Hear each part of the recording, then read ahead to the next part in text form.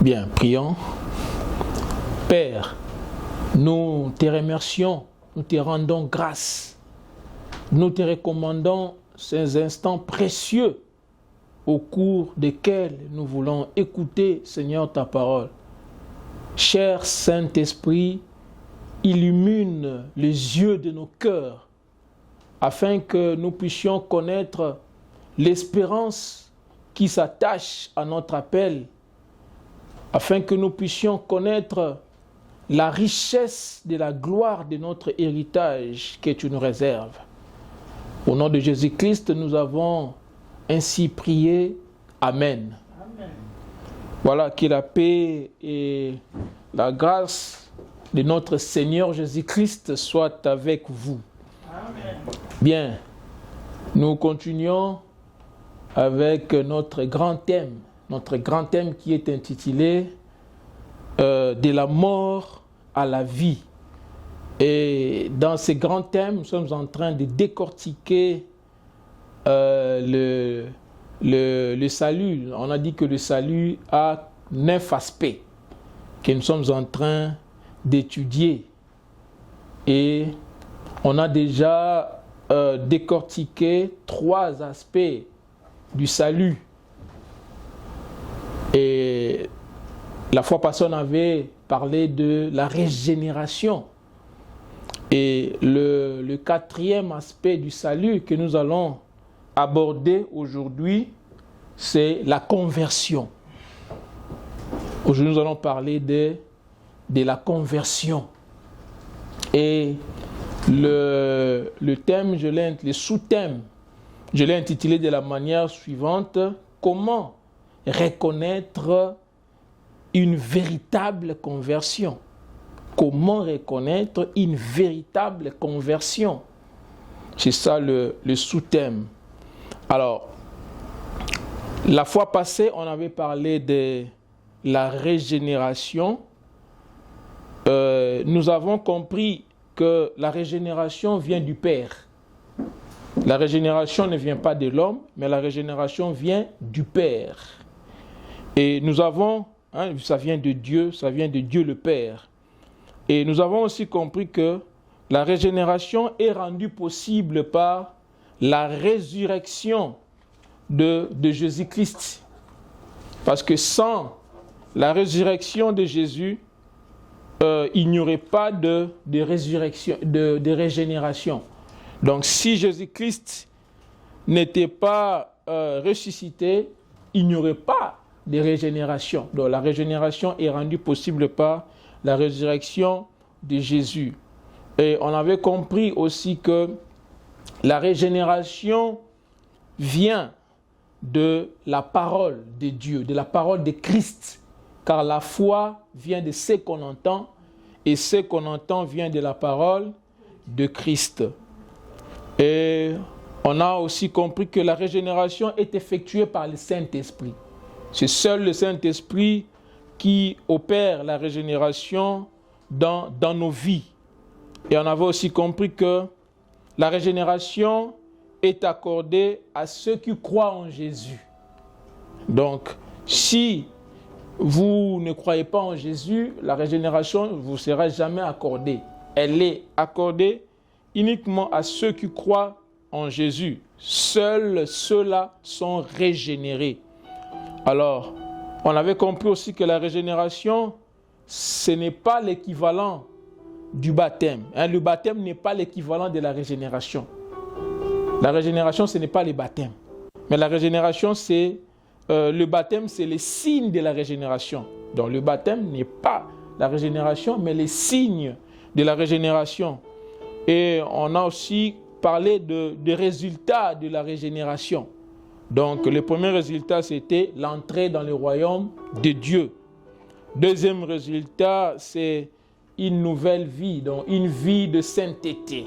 Vous voyez, donc une nouvelle sainteté de vie. Ça, c'est le deuxième résultat. Et troisième résultat, c'est l'amour pour les autres. Et quatrième résultat de la régénération, c'est la victoire sur les systèmes du monde. Voilà, sur les valeurs du monde. Aujourd'hui, nous allons parler de comment reconnaître une véritable conversion. Alors nous allons lire dans le livre de 1 Jean, chapitre 1, verset 18.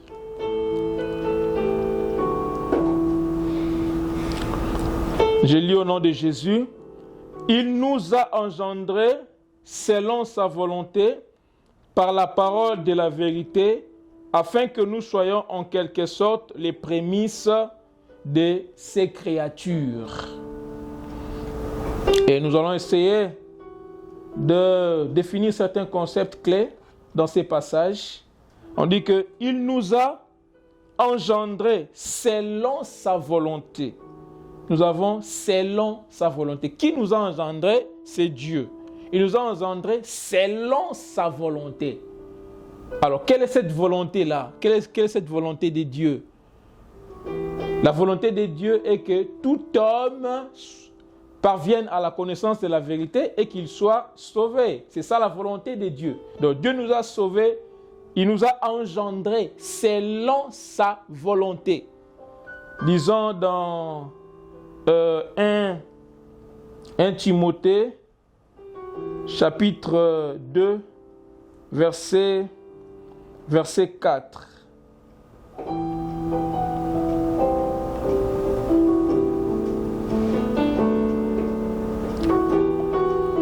Timothée,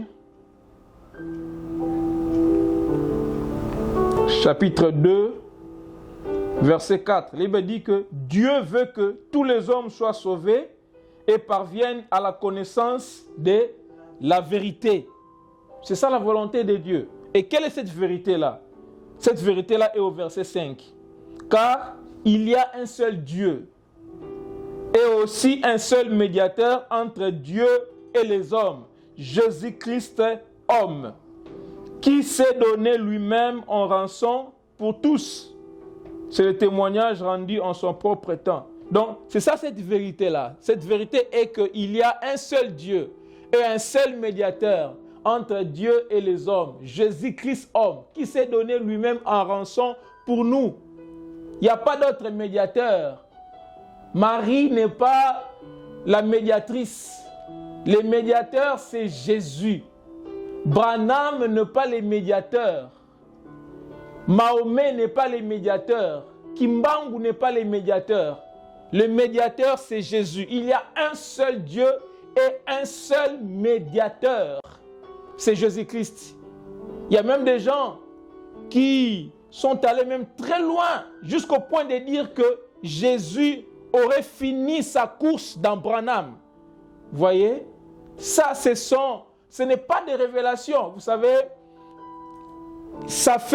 c'est depuis 2000 ans que Dieu nous parle à travers le Fils. Parce que dans les temps passés, Dieu a parlé au peuple d'Israël à travers les prophètes. Mais dans les derniers temps, Dieu nous a parlé à travers les Fils. Dieu nous a parlé à travers la Bible. Alors, toute révélation qui est en dehors de la Bible, cette révélation-là ne vient pas de Dieu. Parce que Dieu s'est révélé à nous à travers sa parole. Alors, comment lui qui a voulu se révéler à nous va-t-il encore nous cacher des choses?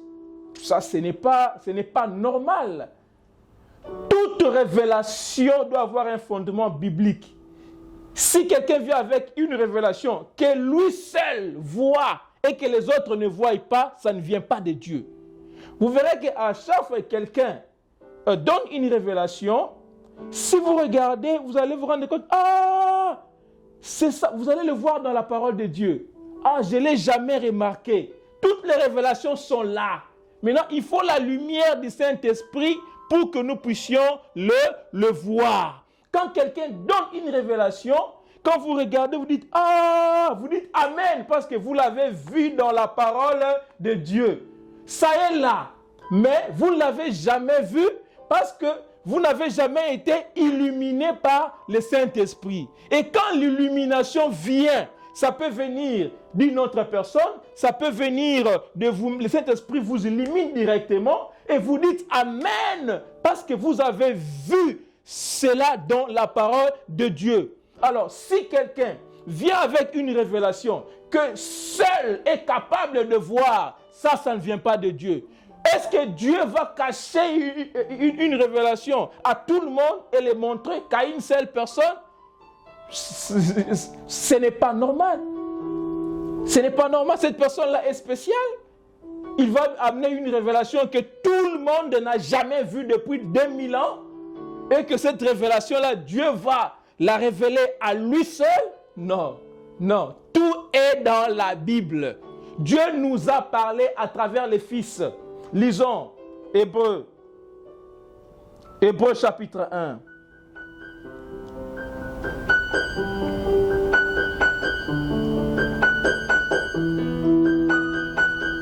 Hébreux chapitre 1. Je commence à partir du verset 1. La Bible dit, après avoir autrefois, à plusieurs reprises et de plusieurs manières, parlé à nos pères par les prophètes, Dieu, dans ces derniers temps, nous a parlé par les fils qu'il a établis héritiers de toutes choses, par lesquels il a aussi créé le monde. Dieu nous a parlé par les fils. Les fils est la parole de Dieu. Si quelqu'un vient avec une révélation que personne n'est en mesure de retrouver dans la parole de Dieu, ça, ce n'est pas une révélation. Je vais vous donner les mots pour ce genre de théories. Ce n'est pas une révélation. Ce sont des élucubrations. Ce sont des théories abracadabrantesques qui n'ont ni tête ni queue. Vous voyez? Donc, il y a des gens qui inventent des théories pour qu'ils soient spéciaux, pour que les gens voient que non, Dieu ne parle qu'à eux. Non, tout est écrit dans la parole. Tu me donnes une révélation, je vérifie dans la parole. Si je ne la vois pas, ça ne vient pas de Dieu. Ça ne vient pas de Dieu. Dieu nous a parlé à travers le Fils. Donc, Jésus-Christ est le seul médiateur.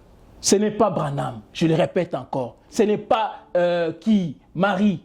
Ce n'est pas Kimbangu. Ce n'est pas Mahomet. C'est Jésus qui est le seul médiateur. En dehors de Jésus, tu es perdu. C'est ça la bonne nouvelle, c'est la vérité. Que vous le vouliez ou pas, en dehors de Jésus, vous êtes perdu. Je vous l'ai dit avec amour, c'est la vérité. Croyez en Jésus pour que vous soyez sauvés. En dehors de Jésus, il n'y a pas de salut. Lui seul accorde le salut et la vie éternelle. Donc, deuxième mot, on nous dit que, deuxième concept, on dit que attendez, où est le passage encore? 1 Jean 18. Voilà. On nous dit qu'il nous a engendrés selon sa volonté. On a compris la volonté de Dieu, n'est-ce pas? La volonté de Dieu est que tout homme parvienne à la connaissance de la vérité et qu'il soit sauvé. Cette vérité-là est qu'il y a un seul Dieu et un seul médiateur, Jésus-Christ homme, qui s'est donné lui-même en rançon pour nous. C'est ça la vérité. Alors, après ici on dit que afin que nous soyons en quelque sorte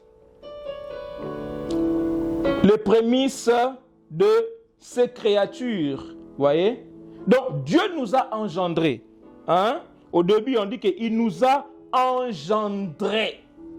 Donc ça veut dire c'est un acte. La régénération c'est un acte divin. C'est un acte divin. C'est une nouvelle naissance.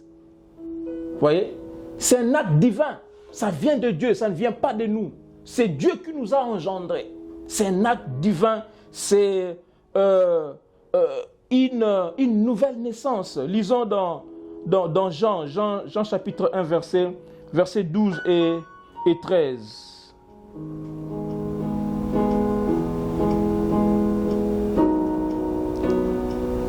La Bible dit, mais à tous ceux qui l'ont reçu, à ceux qui croient en son nom, elle a donné le pouvoir de devenir enfants de Dieu, lesquels sont nés non du sang, ni de la volonté de la chair, mais de la volonté de Dieu. Vous voyez? Donc c'est un acte divin. Ce n'est pas un acte de la volonté, ce n'est pas du fait de la volonté de l'homme, mais c'est un acte divin.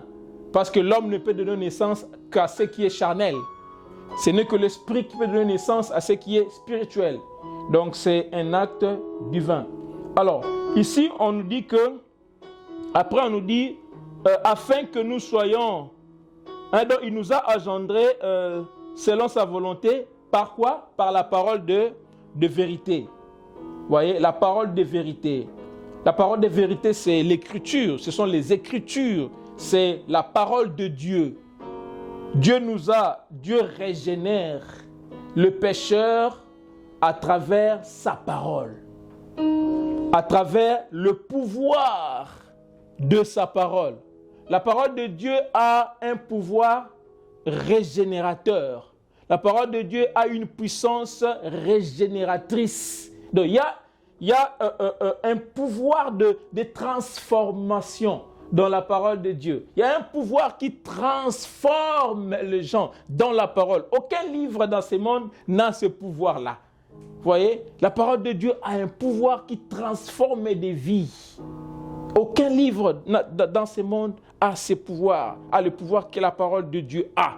Donc ça a un pouvoir régénérateur, ça a une puissance régénératrice. Lisons dans Jean chapitre 17, verset 17.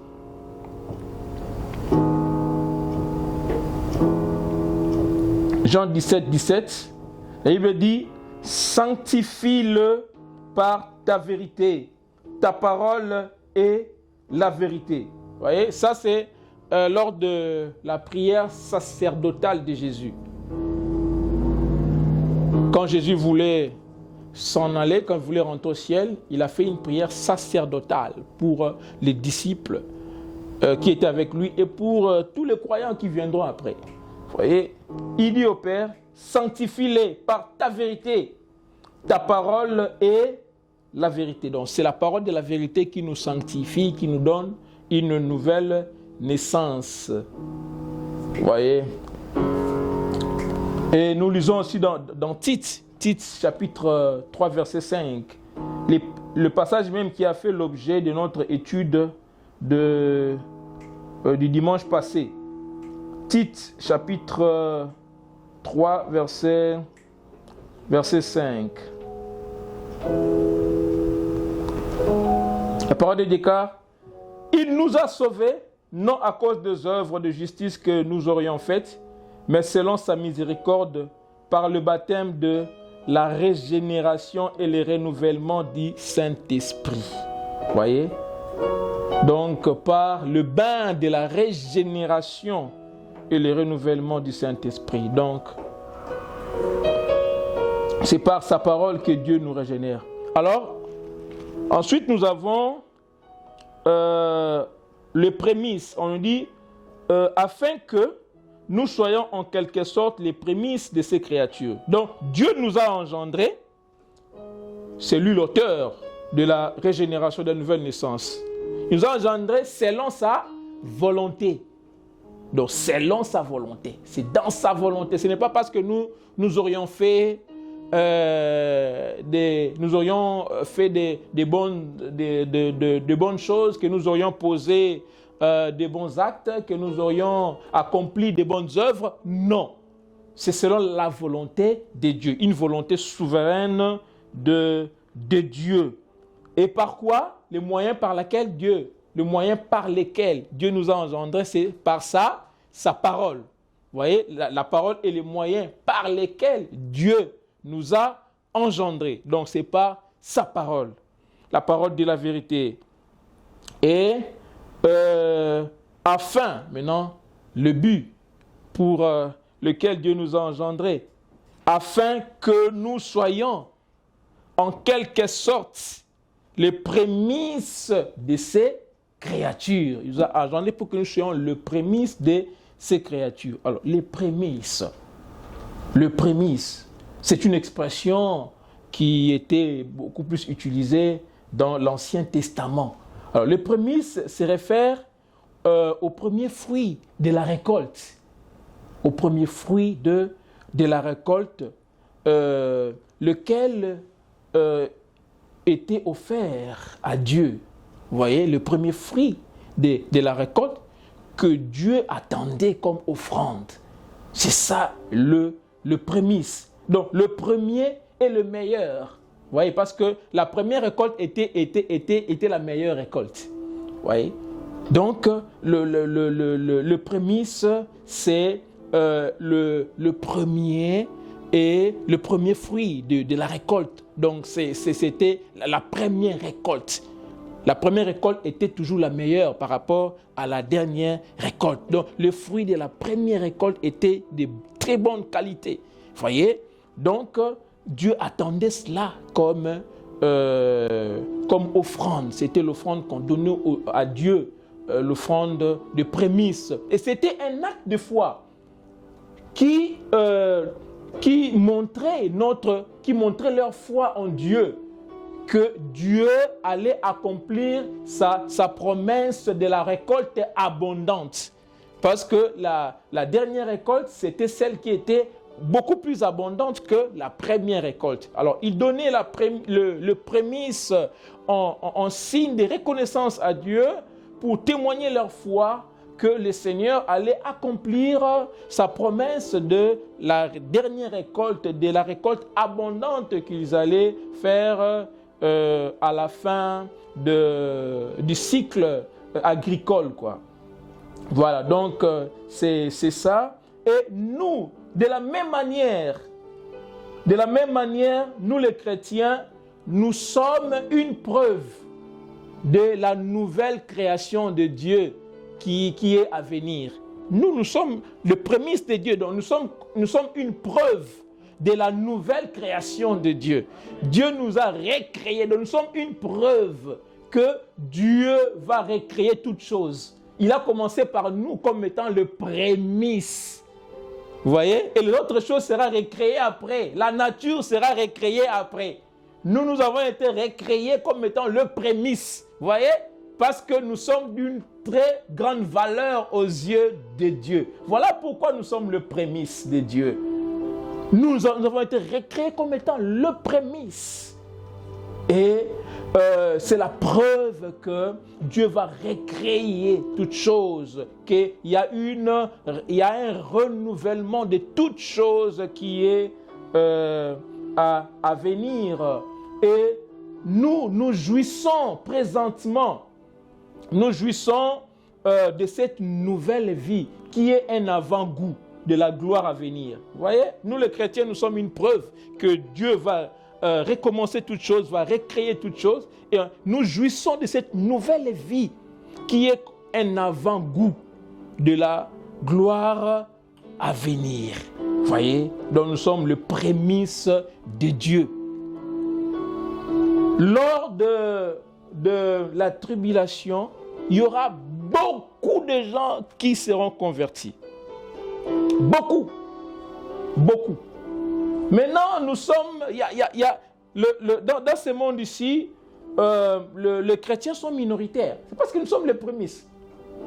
La grande récolte, ça viendra après. Vous voyez, ça c'est le prémisse de Dieu, la première récolte.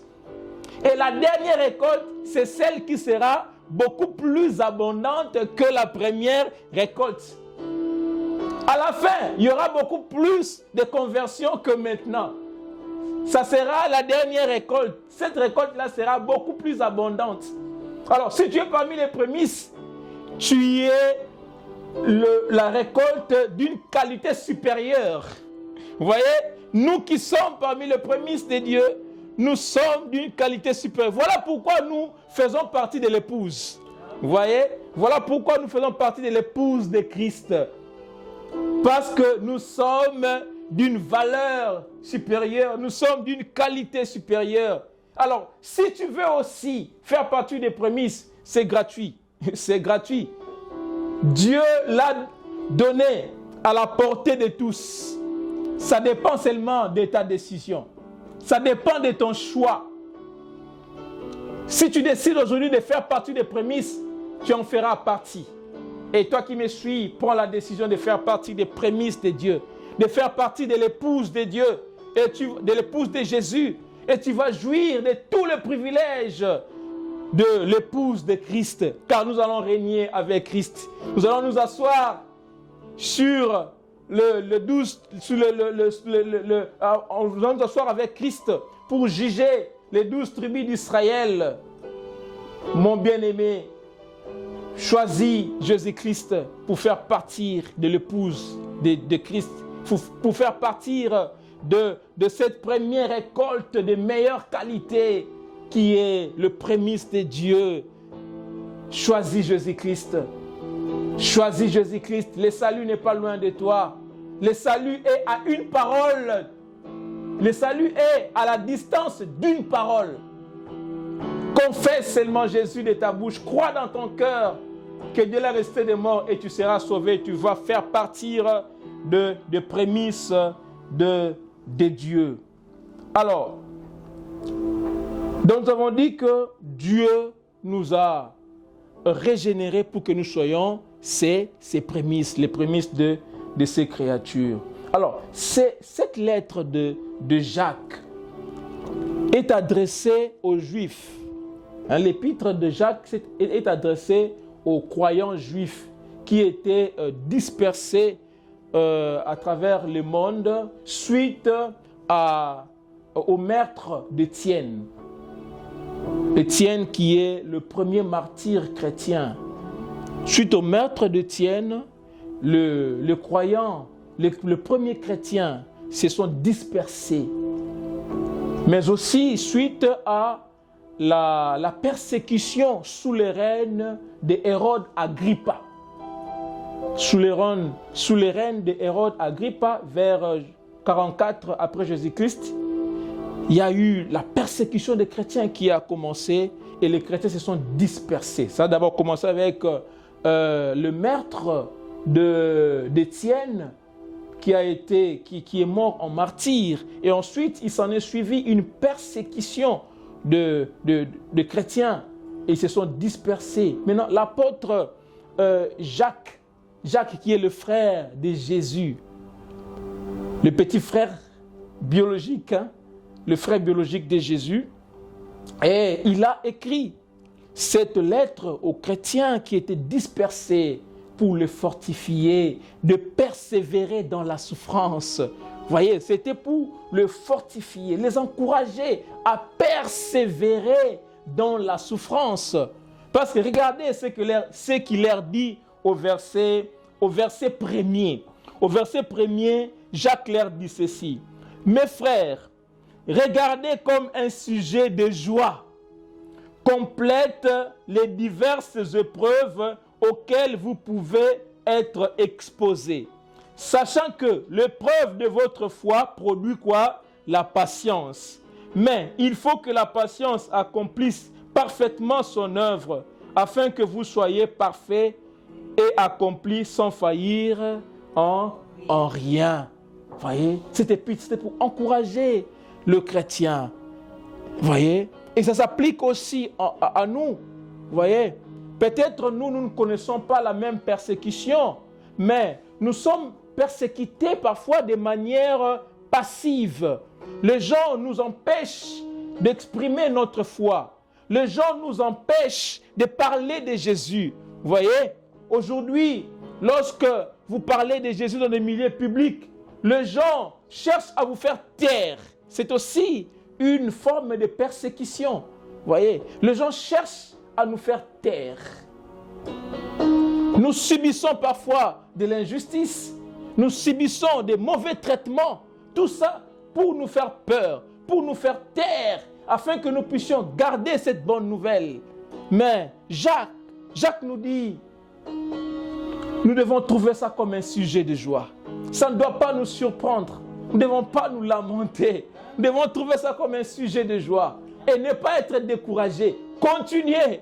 Persévérer dans les souffrances. Nous devons continuer. Vous voyez, car Dieu nous a régénérés pour que nous soyons les prémices de ces créatures. Vous voyez, donc ne baissons pas le bras. continuons. Voyez. Alors, le thème est que comment reconnaître une vraie conversion. C'est ça notre sous-thème d'aujourd'hui. Comment reconnaître une vraie conversion. Nous avons deux mots-clés. Nous avons une véritable conversion. Nous avons deux mots-clés. Il y a véritable et conversion. Véritable, ça signifie quoi? Véritable, ça signifie quelque chose qui est réel, quelque chose qui est palpable, quelque chose qu'on peut voir. C'est ça, véritable. Quelque chose qui est vrai. Et conversion. Conversion vient du mot grec épistrophé. Épistrophé vient de deux racines. Il y a épi. Épi veut dire vers. Et strépho veut dire tourner. Alors, la conversion veut dire se détourner de quelque chose et tourner vers quelque chose. C'est ça la conversion. Épi veut dire vers et strépho veut dire se tourner ou se détourner. Alors, la conversion veut dire se tourner de quelque chose et tourner vers, se détourner de quelque chose et tourner vers quelque chose. Donc, le mot conversion implique un détournement de quelque chose et le fait de tourner vers quelque chose. Ces deux termes correspondent à deux mots qui est la repentance et la foi. Quand on se détourne de quelque chose, c'est la repentance. On se détourne de l'idolâtrie, on se détourne du péché, c'est la repentance. Et quand on se tourne vers le Seigneur Jésus, c'est la foi. Vous voyez? Donc, sans ces deux verbes-là, la conversion n'est pas réelle. Donc, on se détourne du péché, de l'idolâtrie, et on se tourne vers le Seigneur. Quand on se détourne, c'est la repentance. Et quand nous nous tournons vers le Seigneur, c'est la foi. Vous voyez, c'est la foi. Et nous voyons ça dans le livre de 1 Thessaloniciens. Donc nous devons, la conversion, c'est le fait de se détourner des idoles et de tourner vers le Seigneur Jésus-Christ. Lisons dans 1 Thessaloniciens chapitre 1 verset 9. 1 Thessaloniciens chapitre 1 verset 9.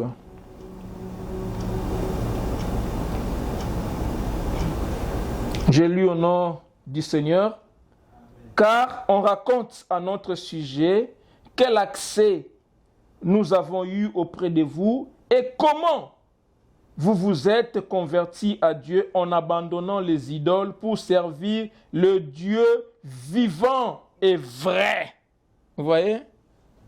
Ici, l'apôtre Paul était en train de louer les chrétiens de Thessalonique parce qu'ils étaient un exemple pour les chrétiens de Macédoine et d'Achaïe. Parce que eux, leur réputation s'était répandue à travers tout l'Empire romain, à travers tous les territoires de l'Empire romain, parce qu'ils étaient des gens qui étaient dévoués pour le Seigneur. Ils ont reçu la parole de Dieu comme n'étant pas venue des hommes, mais comme une parole qui est venue de Dieu. Ils se sont appliqués, voilà, ils se sont détournés des idoles pour servir le Dieu vrai, le Dieu vivant. Vous voyez, donc c'est ça la conversion, c'est détourner des idoles. L'idole est tout ce que vous mettez avant Dieu.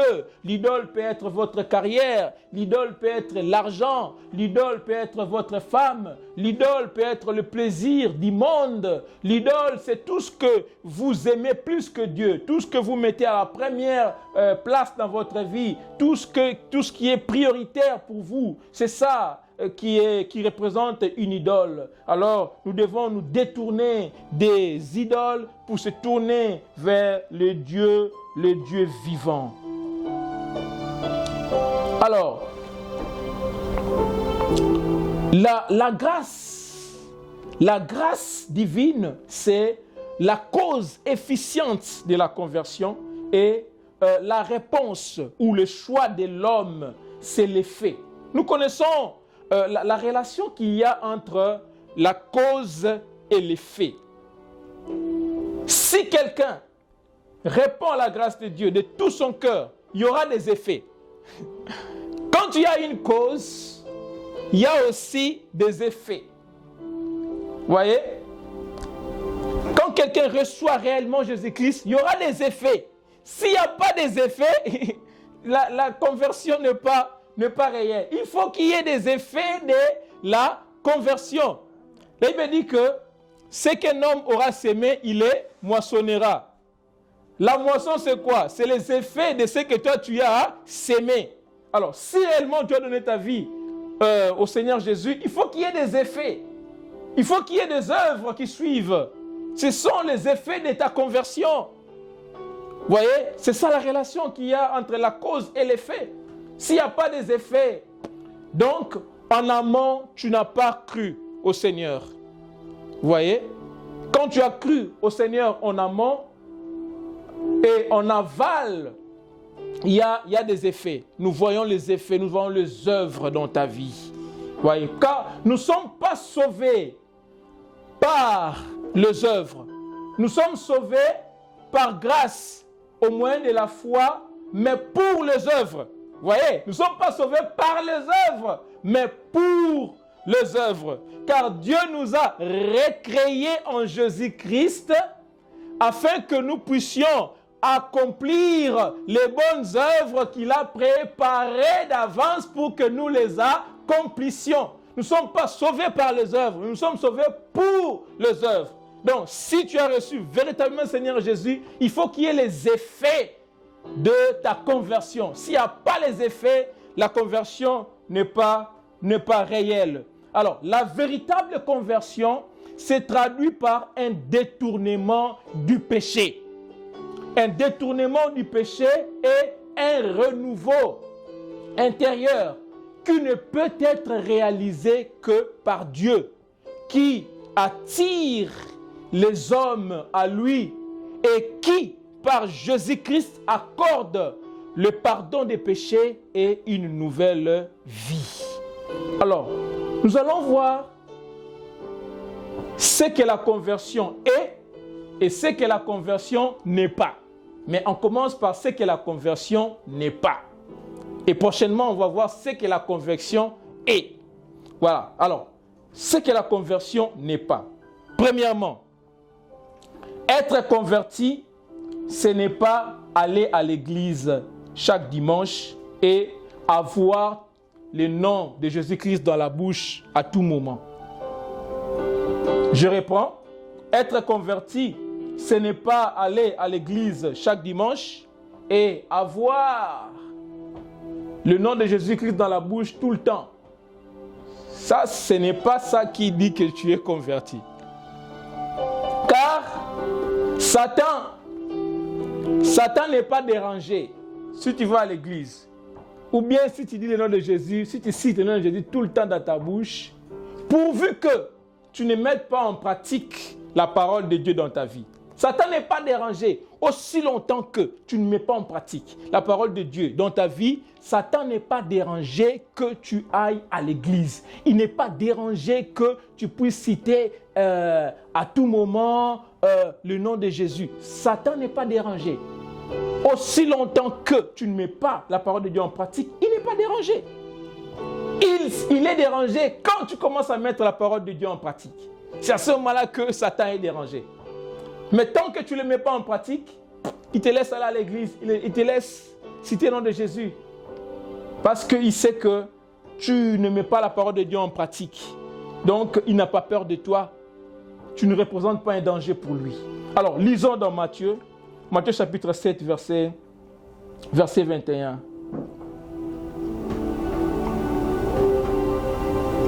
Matthieu chapitre 7, verset 21.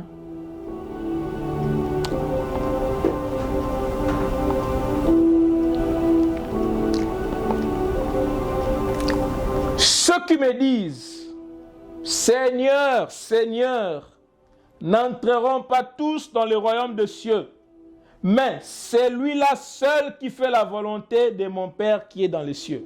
Voilà, c'est clair. Jésus-Christ dit que ceux qui me disent, Seigneur, Seigneur, n'entreront pas tous dans le royaume des cieux, mais c'est lui-là seul qui fait la volonté de mon Père. Alors, 2.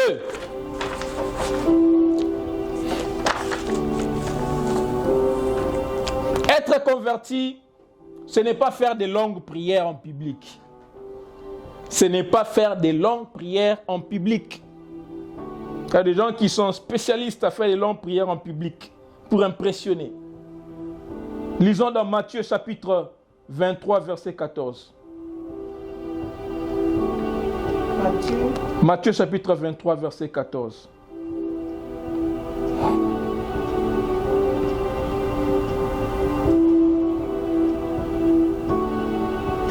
Matthieu 23, verset 14. Je le nom du Seigneur. Malheur à vous, scribes et pharisiens, hypocrites, parce que vous dévorez les maisons de veuves et que vous faites pour l'apparence des longues prières. À cause de cela, vous serez jugés plus sévèrement. Être converti, ce n'est pas faire des longues prières en public. 3. Être converti, ce n'est pas rendre grâce à Dieu dans les réseaux sociaux. Être converti, ce n'est pas rendre grâce à Dieu dans les réseaux sociaux. Il y a des gens, chaque dimanche, ils se prennent des photos pour montrer comment est-ce qu'ils sont habillés, pour montrer de nouveaux vêtements qu'ils ont achetés. Et pour tromper les gens, ils écrivent « Je rends grâce à Dieu, Seigneur, je te remercie ». Ce n'est pas ça, être converti. En fait, tu ne veux pas rendre grâce à Dieu. Tu veux nous montrer tes habits. Tu te postes, tu te mets devant une très belle voiture. Tu veux nous montrer la voiture. Si tu veux rendre grâce à Dieu, Dieu n'utilise pas les réseaux sociaux. L'action de grâce, c'est une prière. Nous avons plusieurs sortes de prières. Il y a la supplication, il y a le requête, il y a les actions de grâce. C'est une prière. Dieu n'utilise pas les réseaux sociaux. Vous voulez rendre grâce à Dieu? Entrez dans votre chambre, priez Dieu, rendez-lui grâce. Si vous voulez utiliser les réseaux sociaux, là vous adressez aux hommes, pas à Dieu. Là, publiez des messages qui vont édifier les gens. Publiez des passages bibliques.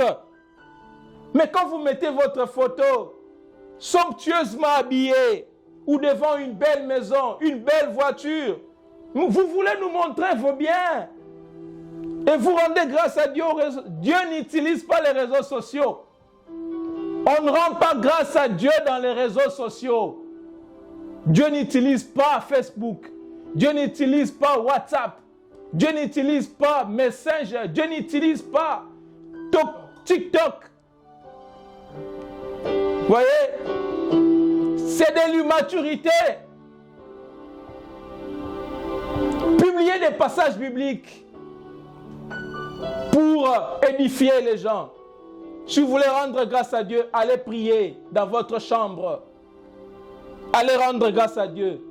Les actions de grâce, c'est une prière qu'on adresse à Dieu. Et on ne prie pas dans les réseaux sociaux. D'ailleurs, celui qui veut réellement impacter cette génération ne peut pas étaler son intimité tout le temps devant les hommes. Si vous voulez réellement impacter cette génération, n'étalez pas votre intimité devant les hommes. Les ministères, ce n'est pas la publicité de ton intimité avec le Seigneur. Ce n'est pas ça les ministères. Les ministères, c'est les flots qui débordent de ton intimité avec le Seigneur. Le ministère, c'est les flots, ce qui sort de toi. Le flot qui déborde de ton intimité avec le Seigneur. C'est ça, le ministère. Il y a des gens, il a été à Mangengenge. Il met des photos sur Facebook. Il met des photos sur WhatsApp. J'ai été à Mangengenge. 48 jours de prière. 21 jours de prière. Ce n'est pas ça. Vous n'allez pas impacter le monde comme ça. Le ministère, ce n'est pas faire de la publicité de ton intimité avec Dieu. Les ministères, c'est les flots qui découlent de toi. Quand tu parles de Dieu, les gens voient, les gens constatent que tu passes beaucoup de temps dans la parole de Dieu. Les gens constatent que tu passes beaucoup de temps dans l'intimité avec Dieu parce qu'il y a les flots qui débordent. C'est ça le ministère. Ce n'est pas faire une publicité que vous avez été à Mangengengue, que vous avez été dans telle montagne, que vous avez fait, vous balancez des photos où vous êtes agenouillés en train de prier. Ce n'est pas ça. Si vous faites ça, le mot pour ça, Jésus-Christ l'a dit, vous êtes hypocrite. Alléluia. Ouais. Le ministère, ce n'est pas de vanter ou de raconter toutes nos retraites et jeûnes. Ce n'est pas ça. Hein? Le ministère, c'est ce que l'on démontre. Ce que vous démontrez, c'est ça le ministère. Ce que vous démontrez par votre vie, par ce que vous, les paroles qui sortent de votre bouche. Vous voyez? Le ministère, ce sont les choses. C'est les choses que nous avons reçues en privé. Vous voyez? Et nous le démontrons par notre vie, par nos propos, par nos actions. C'est ça. Ce n'est pas faire de la publicité. Arrêtez de vous tromper vous-même, parce que vous ne nous trompez pas, nous comprenons. Quand vous mettez des photos comme ça, Jésus, je vous remercie, nous vous rendons grâce, nous voyons comment vous êtes immature, comment vous êtes bébé dans la foi, comment vous êtes hypocrite. Mais vous croyez que non, en faisant comme ça, nous voyons que vous voulez nous montrer vos biens, vous voulez nous montrer nos habits. Arrêtez de faire ça, s'il vous plaît, arrêtez de faire ça. N'étalez pas votre intimité avec Dieu. Là, lisons dans le livre de Matthieu chapitre 6, verset 6. Matthieu chapitre 6, verset 6.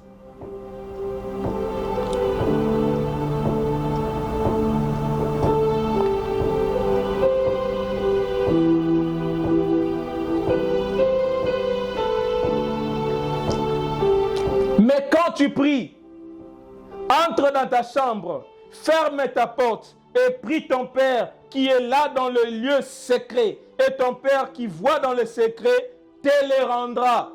C'est ça. L'action, je le répète encore, il faut que j'insiste. L'action de grâce, c'est une prière.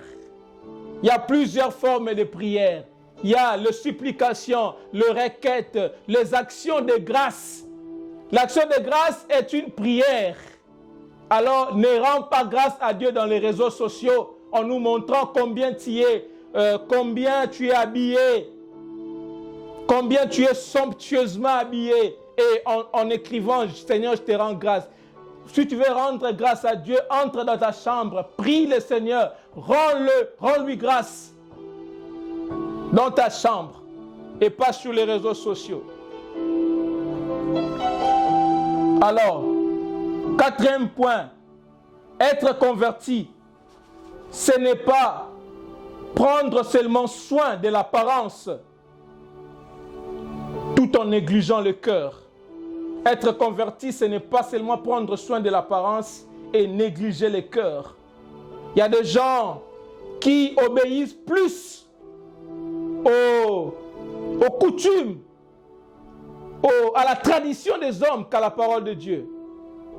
Oh non, chez nous, dans notre église, nous portons des foulards.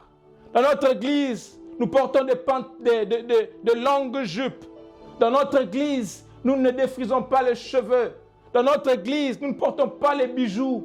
Et vous verrez les gens appliquer cela à la lettre, comme c'était la parole de Dieu. Alors que ce n'est pas la parole de Dieu. C'est la tradition des hommes. Mais négliger la parole de Dieu, ne pas même lire la Bible, ne pas méditer sur la parole de Dieu et par conséquent ne pas mettre en pratique la parole de Dieu. Mais il se soucie plus de leur apparence. Écoutez la manière dont Jésus-Christ a traité les gens qui se soucient de leur apparence et négligent leur cœur. Lisons dans le livre de Matthieu chapitre 23, verset 27.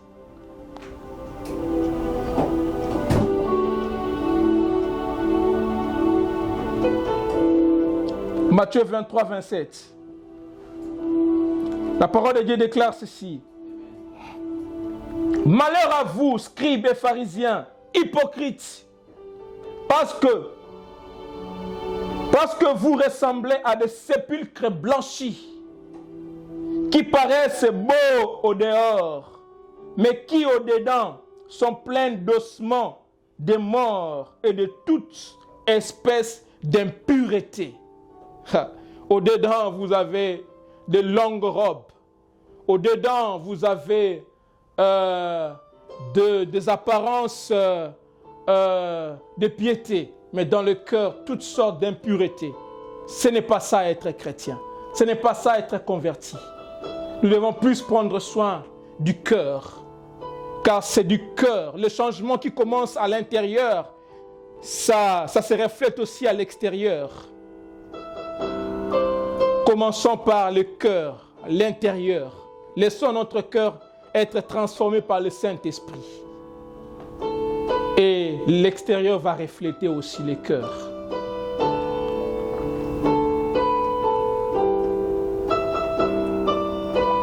Alors, je ne saurais pas citer tous les points aujourd'hui. Nous sommes limités au 4e point. Alors, je vais citer rapidement le 5e point. Et les 3 autres points, je vais les citer le dimanche prochain. Et ensuite, on va parler aussi du point B. La conversion, c'est quoi? C'est que la conversion est. Voilà, 5e point, c'est être converti, ce n'est pas chanter des chansons chrétiennes. Ce n'est pas chanter des chansons chrétiennes qui prouvent que vous êtes converti. Ésaïe chapitre 29, verset 13. Alors je crois nous allons nous arrêter là. Le dimanche prochain, on va commencer par ces points ici. Alors mes bien-aimés, peut-être tu t'es retrouvé sur le point que nous avons cité, bien qu'on n'a pas fini. Alors tu t'es retrouvé.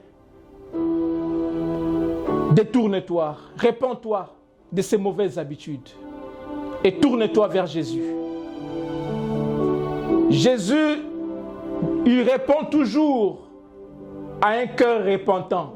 Dieu répond toujours à un cœur repentant. Souvenez-vous de l'enfant prodigue. Il est rentré en lui-même et il est rentré vers son père et le père l'a accueilli à bras ouverts. Dieu répond toujours, il répond toujours à un cœur repentant. Abandonnez ces mauvaises habitudes, tournez-vous vers le Christ. Repentez-vous et tournez-vous vers le Seigneur. Placez votre foi en lui. Et si vous n'avez pas encore reçu le Seigneur Jésus, nous vous invitons à recevoir le Seigneur Jésus. Reconnaissez l'autorité de Jésus. Reconnaissez sa seigneurie. Jésus-Christ est Seigneur. C'est à vous de le reconnaître. Il est Seigneur. Il est le roi des rois. C'est à vous de le reconnaître. En lui donnant votre vie. En l'invitant de venir. D'entrer dans votre cœur. En lui donnant les volants de votre vie. Et en acceptant l'autorité de sa parole sur vous. Alors, répète cette prière après moi. Seigneur Jésus-Christ, je reconnais avoir péché contre toi. J'ai dirigé ma vie moi-même. Seigneur, je sais que tu ne tiens pas compte du temps de l'ignorance. Père, je viens auprès de toi. Je demande pardon pour tous les péchés que j'ai commis. Pardonne-moi. Et je t'invite dans ma vie, Seigneur. Viens dans ma vie. Entre dans mon cœur. Seigneur, fais de moi une nouvelle créature. Seigneur, je te donne ma vie. Prends la direction de ma vie. Prends le volant de ma vie. Fais de moi ce que tu veux que je sois. Père, donne-moi d'obéir à ta parole, de te suivre sans me relâcher, de persévérer, Seigneur Jésus, jusqu'à la fin. Seigneur Jésus-Christ, donne-moi de ne pas me détourner de toi, mais de persévérer jusqu'à la fin. Je te remercie pour le sacrifice que tu as fait pour moi. Et je te dis merci pour l'œuvre de la croix. Merci de m'avoir sauvé. au nom de Jésus-Christ. Amen. On acclame le Seigneur.